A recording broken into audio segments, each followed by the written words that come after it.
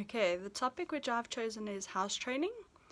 So, with house training, what is most important is consistency, um, management, and timing.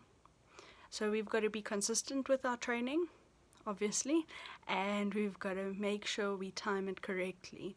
If there is a chance that mistakes happen inside, what is very, very important is that we do not pay it any attention. We do not scold or negatively reward the dog.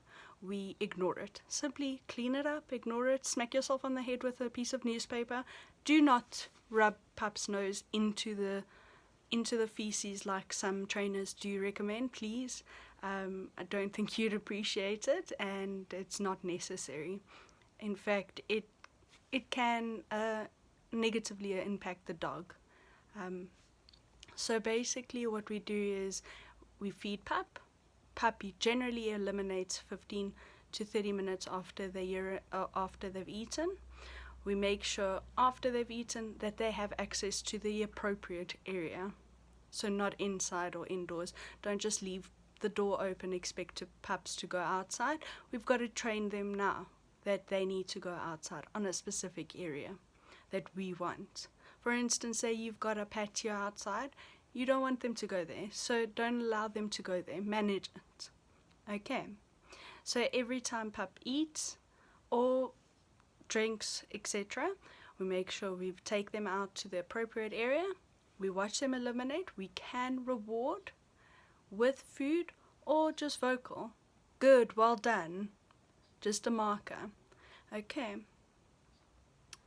What else is important is that if we have an oopsie inside, again, please do not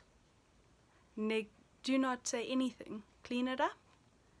Allow pup a chance to go outside and eliminate outside. Even if it's 2 or 3 drops, reward it. Okay, be patient. Unfortunately, with house training, it's patience. The long stretch at night, it's quite important, and I quite like crate training. Pups generally won't defecate or urinate in their bedding. It doesn't make sense to defecate or urinate in where you sleep. So they'll obviously let us know that they need to go out. They won't want to do it inside there. So I quite like crate training because that is an upside. They'll inform you that, hey, I don't want to go.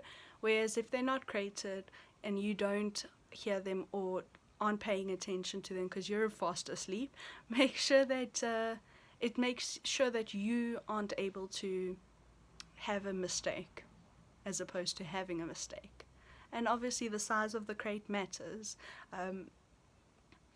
Fair enough, if you've got a big burbur, you can't buy a tiny crate and keep on buying a new crate. It's just sectioning the crate off because the crate may be too big. So that's it from me. I think I hit everything. If I didn't, you'll let me know. Thank you. Bye.